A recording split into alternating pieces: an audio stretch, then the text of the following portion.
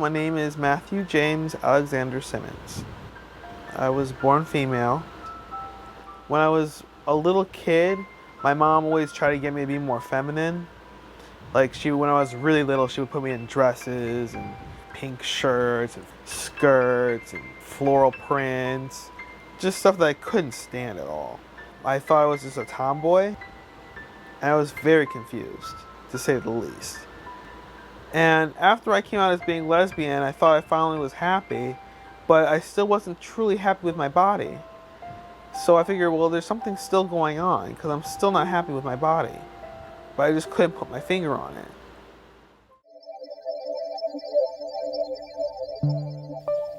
Imagine a world where you feel trapped in the wrong body.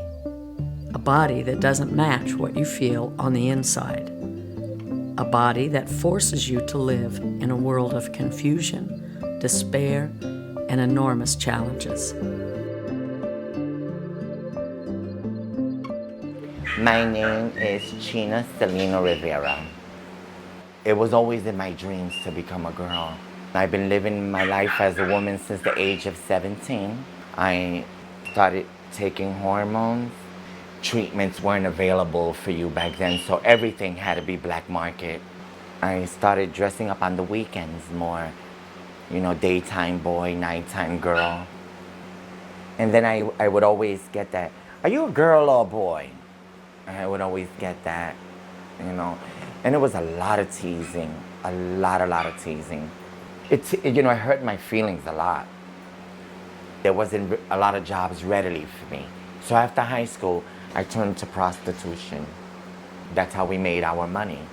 I got arrested for prostitution. I did 20 days in Rikers Island. It was the worst. You get discriminated not only from the inmates, but also from the correctional officers. They can be very, very bad. As I started progressing more and more into womanhood, that I embraced my womanhood, and I went back the third time to jail. I said, no, I'm not gonna go through this. I'm not gonna stop being a woman because I'm in a male facility, no way. They gave me permission, I can take private showers, and I was able to order bras. Yeah, even though it was those pointy Niantic bras, but, My name is Jay, and my trans story starts very young. I knew from a very early age that I was a boy. And I was 4 years old when I found out I wasn't, and I was really pissed because I couldn't stand up like the other boys to pee. Asked my mom, why couldn't I do that? And she said, because you're a girl. I'm like, well, what do you mean?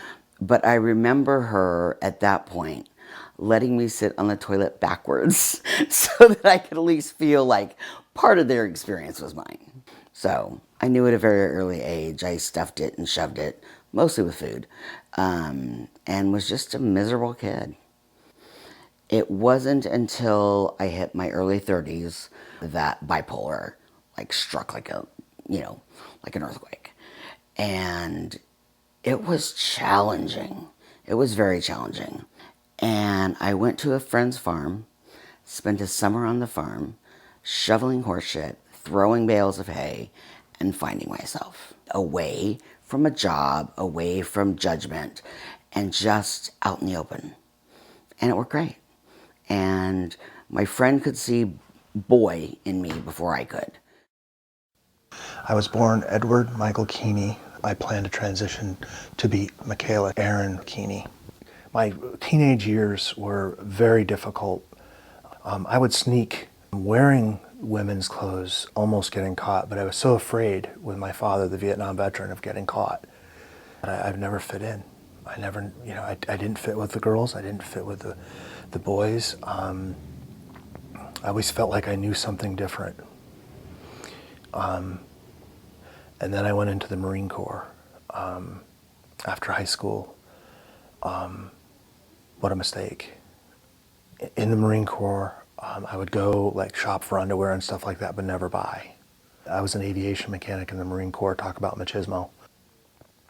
I came home from the Marine Corps, got married too young, 2 children, all the while being attracted to this unknown entity. Fear of losing everything Fear of losing the children, fear of DCF, fear of court, fear of what my parents would think. No, this is my secret. The diagnosis, previously known as gender identity disorder, has now been replaced by the less stigmatizing term, gender dysphoria. And if you look at the DSM-5, they've taken gender identity disorder out because it isn't that trans folks are disordered. They've replaced that with gender dysphoria, which is the distress that people feel when other people don't see them as they see themselves. And so they feel trapped oftentimes in a body that just doesn't feel right. And it's causing dysphoria, and then it's causing distress in that individual. It's causing an emotional upheaval inside. Don't you understand how upsetting it is when you're trying to be yourself and someone's forcing you to be something you're not? I've always wanted to be a man. That's something that's always has been in the back of my head ever since I was a little kid. And I had a fear of mirrors for the longest time because I just couldn't recognize the person I was looking at in the mirror. I've always thought my body as feminine. I hated my male genitalia. I've never liked the large bones, the large fingers. For months on end, I felt like I was a woman. That's a challenge, and I would say not a day went by where I was on the edge of the diving board getting ready to tell people, this now is me. Occasionally at a gas station that I would go to, a trans person would come in, and again, that rush, that feeling of, wow, that could be me, came over. I've dealt with depression my whole life. Not being able to live as who you are doesn't make you real happy. Having to wear a skirt every day for Catholic school doesn't make you happy. And then, of course, I developed very, very early, and that just caused more problems. Brought unwanted attention to body parts that I wish weren't there. At the end of the day, I still have, I still look at my genital area, and so I just got castrated.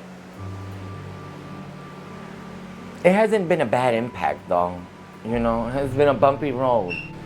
But the hardest part of transitioning is just people. People can be so cruel. People can be so hurtful. In a survey of nearly 6,500 transgender people, 90% said they face some form of discrimination because of their gender identity.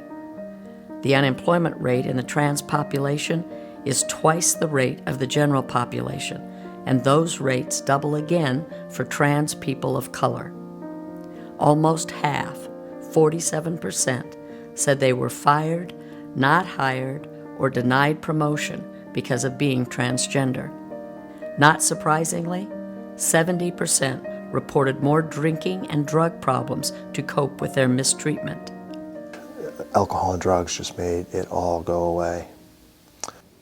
But yet all the while, the mind knows what the mind knows, and the spirit knows what the spirit knows, and you get more ill, more dark. So I in turn used more drugs and alcohol to hide, to cope and not, when you're not feeling like you fit in. The gender dysphoria got so bad at various points in my life that I turned to cutting and self-medicating and drug abuse and drinking alcohol and smoking cigarettes and pot and painkillers, muscle relaxers in excess. The mental health issues I've had since have all been medication related through different hormone therapies and subsequent surgeries. Things change in your body, so medications have needed to be adjusted. So dealing with the trans thing and then accepting trans, accepting who I am, then I get all these medical problems. It was a real nightmare. It was not fun.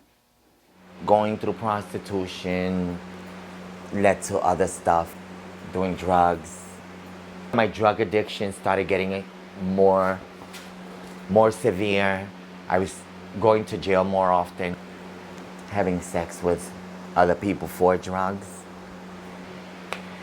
And that's what led to me contracting HIV. Feeling like you don't belong in the world can have devastating and often tragic consequences.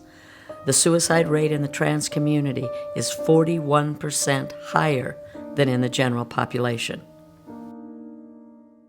On and off throughout my life, I've been suicidal. I have had a lot of suicidal thoughts throughout my life. I've had many, many plans, many. I've tried suicide more than once. My first attempt, actually, I was 12 years old. I tried to drown myself. Have I ever thought about suicide? All the time. And my mother said that, she said I shouldn't think like that. God only gives us one life. If you was to die before me, and then I die, my mother said, and I go to heaven and I don't see you, she said I would cuss God out because I would go to hell just to be with you.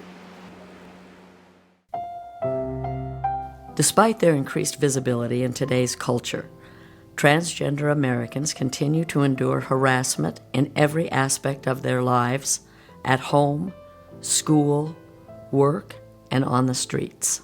That level of disconnect between their own understanding of who they are and how the world sees them often leads to some pretty intense struggles as they try to be, a butterfly when the world has always seen them as a caterpillar.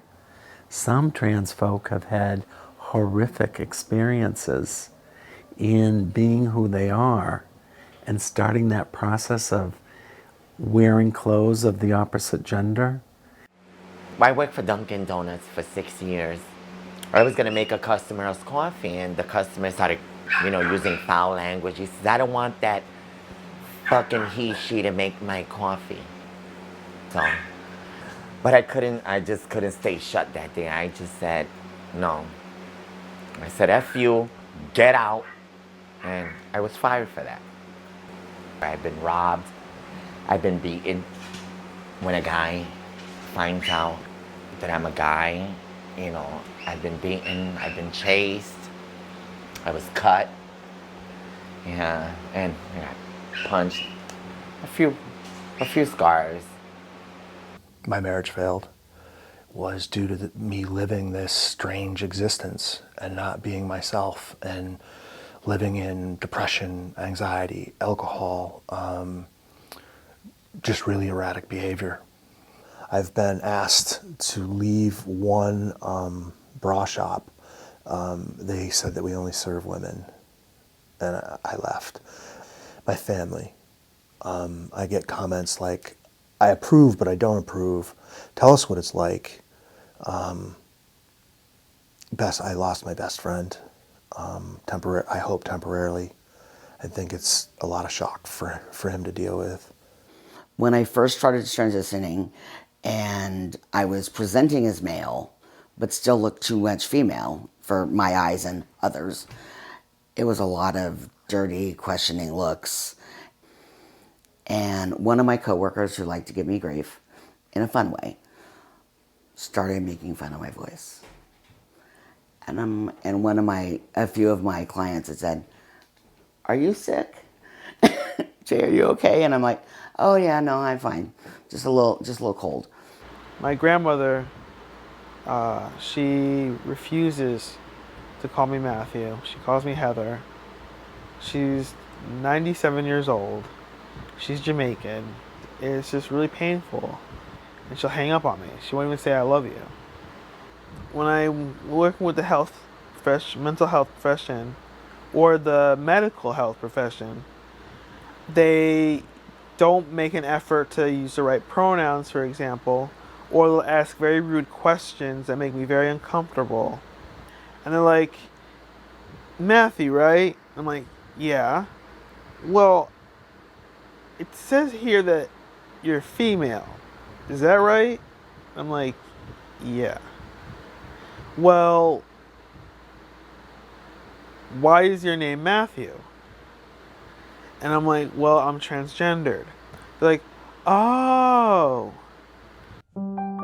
Some transgender individuals find it challenging to seek professional help because of barriers to treatment, which often include discrimination, provider hostility and insensitivity, strict gender segregation within programs, and lack of acceptance in gender-appropriate recovery groups.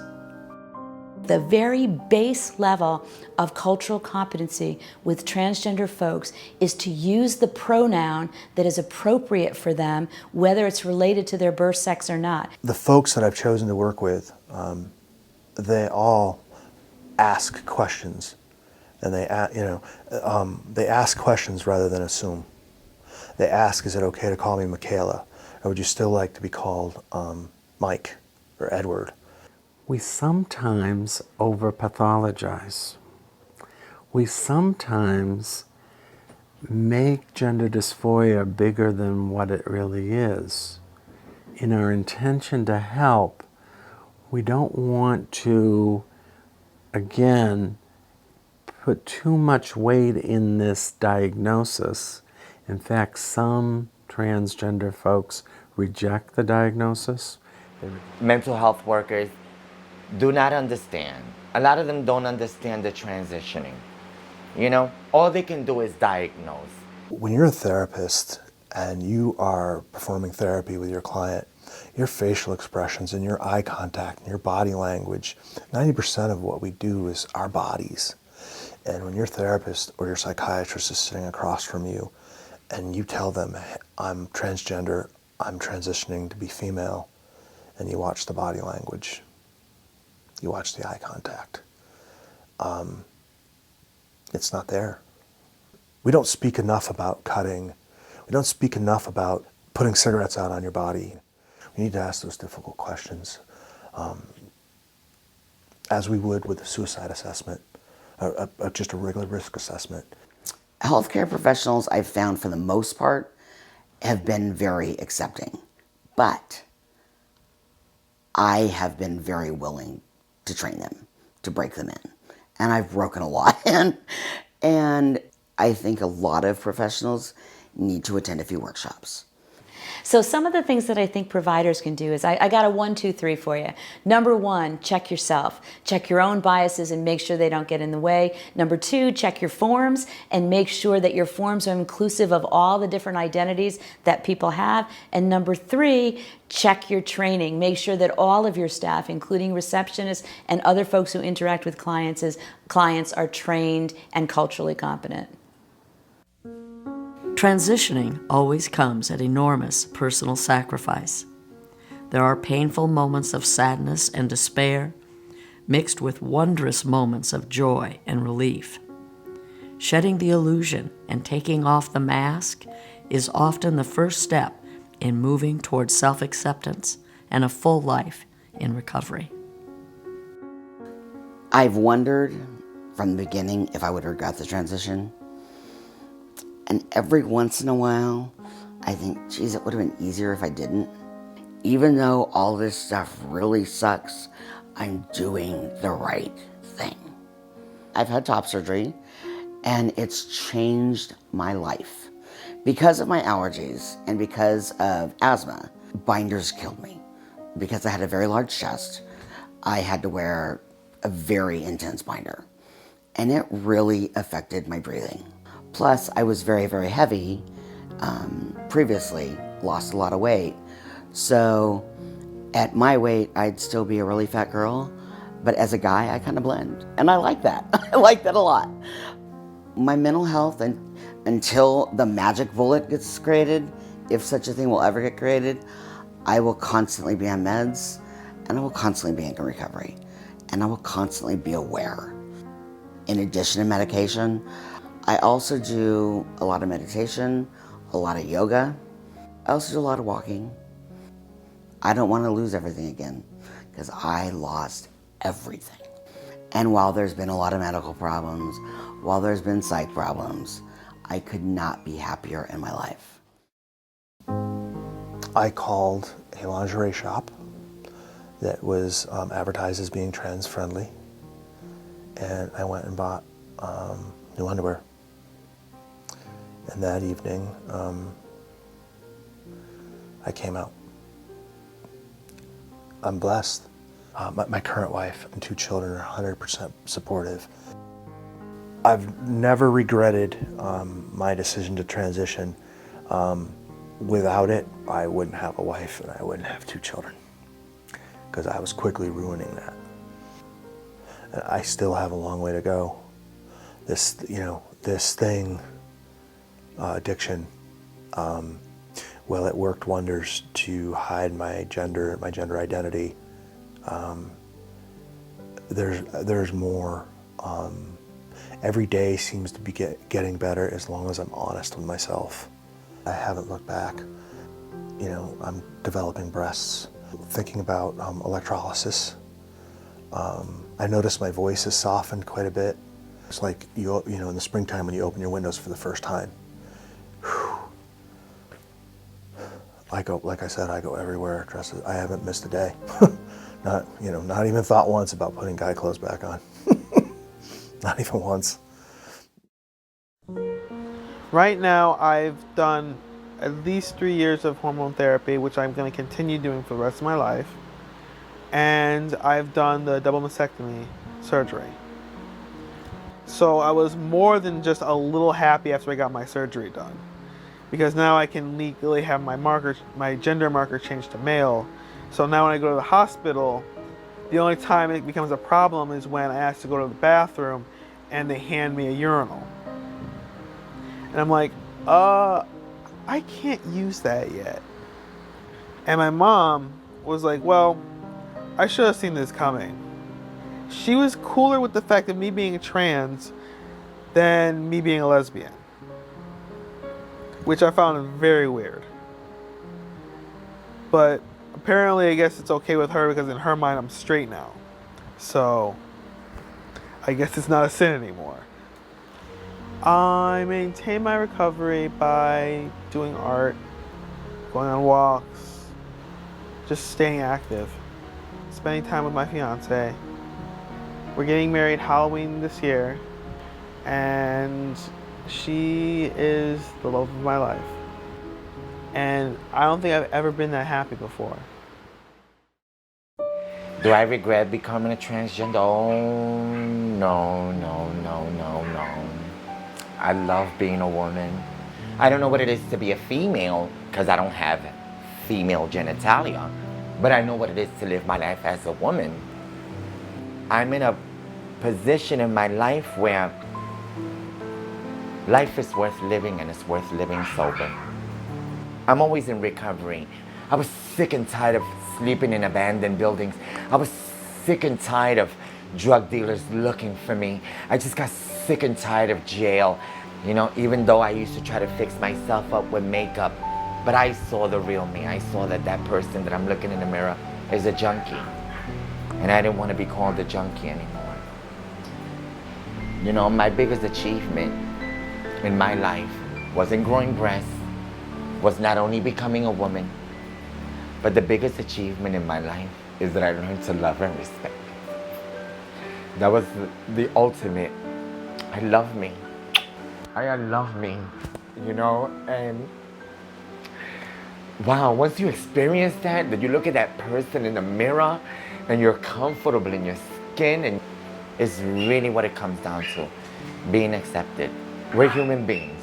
We have a heart and soul. But being a woman has been a thrilling, exciting ride. It has.